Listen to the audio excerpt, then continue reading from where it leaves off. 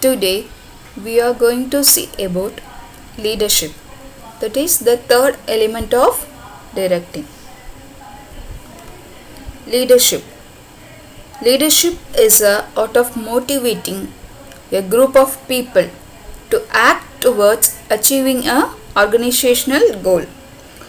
It's a process of influencing the behavior of a people towards the achievement of organizational goal. There are three types of leadership style. First one autocratic, second one laissez-faire, third one democratic. First type is autocratic.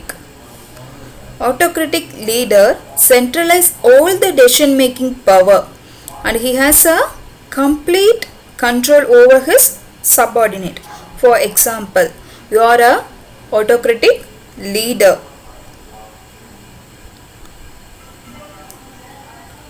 So you simply give the order and assign the tasks to your subordinate, and you does not give any freedom towards the decision making.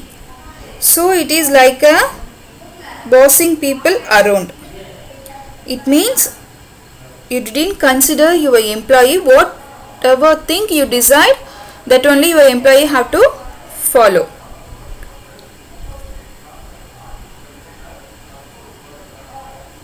Then second one is laissez-faire leadership. Under this style, leader gives a complete freedom to the subordinate in setting goals. So, you are a leader, you give a complete freedom to your workers. You give some responsibility to your workers for setting a goals. So, it's an indirect form of motivating. So, your group member work themselves as per their own choice and competence.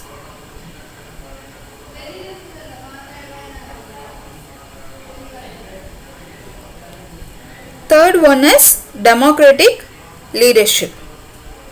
This type of leader consults his subordinate in a decision making process and encourage them to give a suggestion. So he is a free-minded person. He discuss his work with his subordinate and he also get a suggestion. After discussing with his subordinate, he finally make a decision.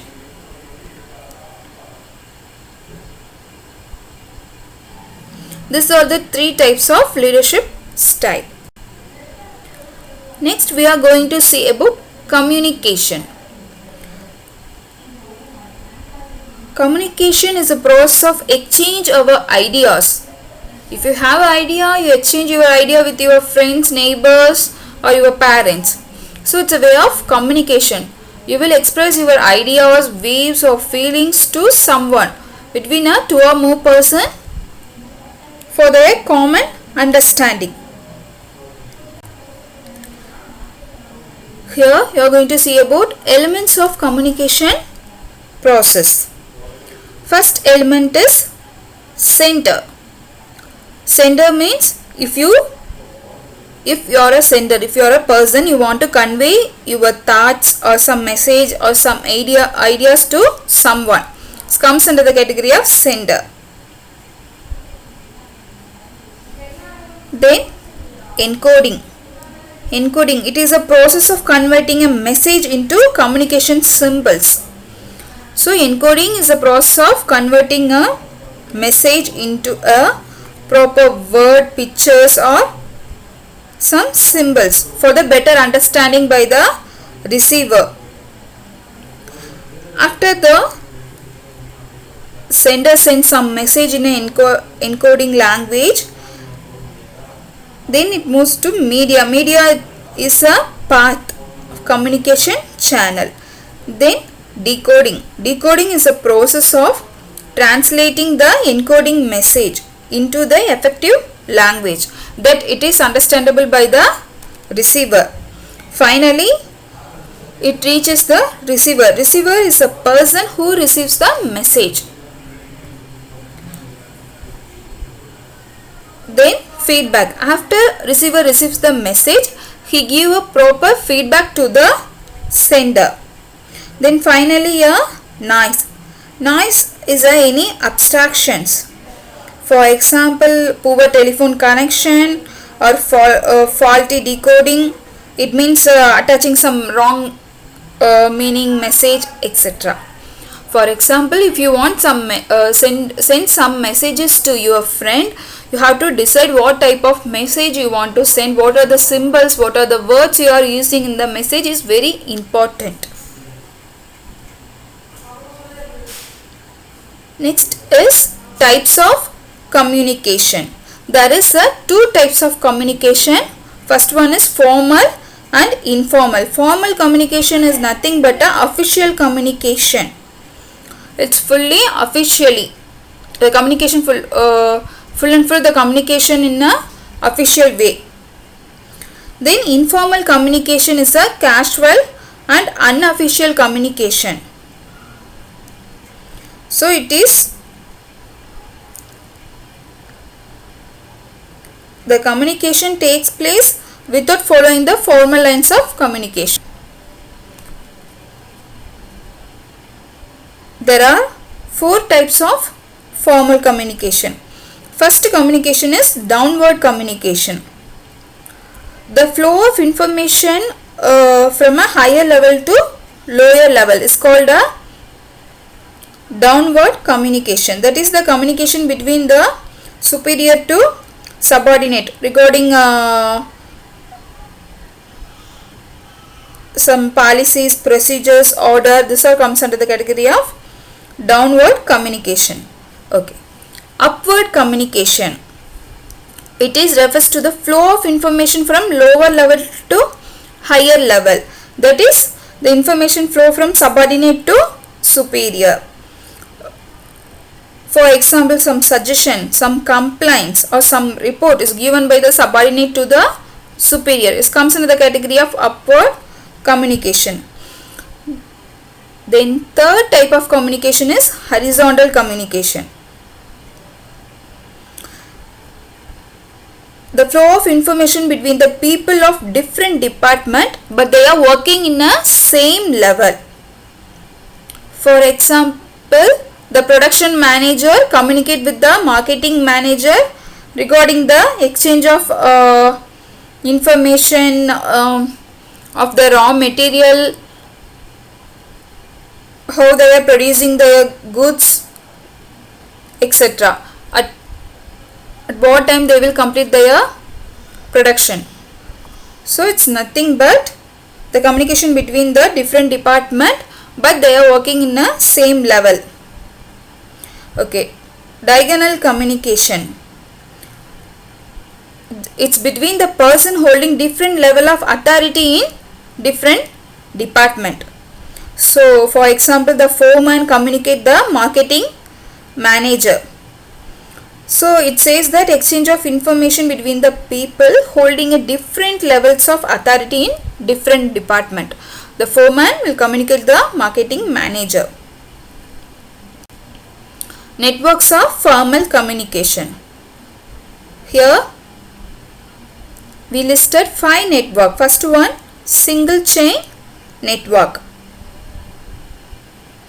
This is the flow of communication from a superior to his subordinate to a single line. So each and every member is attached to only one members. Next, wheel network. So all the subordinate, that is B, C, D, E, all the subordinate communicate to the one superior, that is A. Then circular network.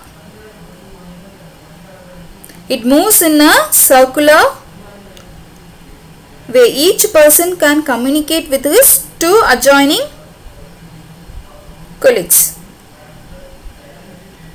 So it's a very slow network of communication. Then free flow communication. So each and every person working in the same level, they will communicate with the co-workers very easily. So it is a free flow of communication. Then inverted V, network communication. The subordinate communicate with his immediate superior as well as his superior's superior, as well as his senior superior also.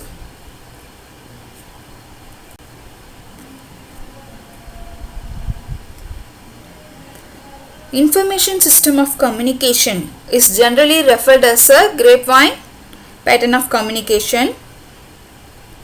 So it's classified in a 5 category. First one, single standard.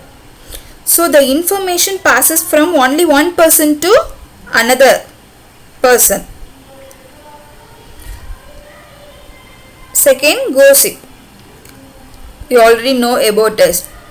One person passes information to everyone else in an organization. Then probability. So the individual communicate randomly to others. Then cluster communication. The individual communicate with only the people whom he trusted. They select some specific person and they will communicate to them. These are the network of grapevine communication. Then barriers of communication. It's classified into 4 types: semantic barriers, psychological barrier, organizational barrier and personal barriers. First one, semantic barriers. It means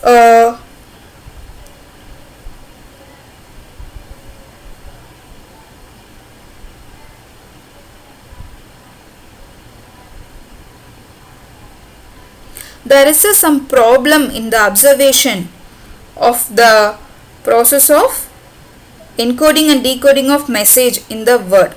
For example, badly expressed message due to the lack of clarity and precautions, and the symbol with different meaning.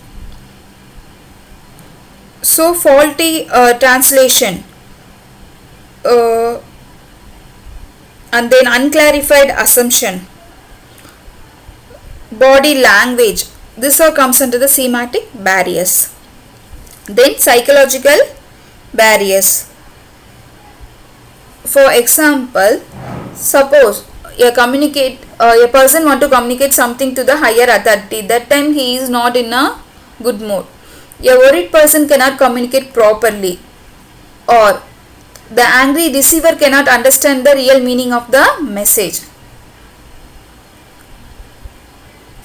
Sometimes they have a lack of attention or distress or some emotional behavior, poor retention. This all comes under the psychological barriers. Then organizational barriers. So the communication has to pass to the several levels to the proper authority. Some organizational policies differ from some organizations. So organization that all the message must be in a writing, then it may delay in a activities. Or some organization they may communicate through some letters, some rules and regulation, so it make a delay of sending message to some other person. This all comes under the organizational barriers. Then personal barriers. For example, fear of challenge to the authority. A superiors always aim to maintain a higher position and prestige in the organization. If he fear that a particular communication may adversely affect his authority. Then lack of confidence of superior on his subordinate. Without proper confidence, we can't do anything. Unwillingness to communicate. They are not willing to communicate with the senior authorities. And then lack of proper incentives. No motivation or no incentives of communication is there. So no reward or appreciation for a good suggestion. If no appreciation, no one will ready to give a useful suggestion. Then what are the measures to improve communication? First we have a clarify the ideas before communication. Whatever we want to communicate, before we want to clarify it. Then we have to communicate according to the need of receiver. You have to communicate short and sweet. Then consult other before communicating. Be aware of languages. Then ensure a proper feedback. Then for the proper communication you should be a good listener.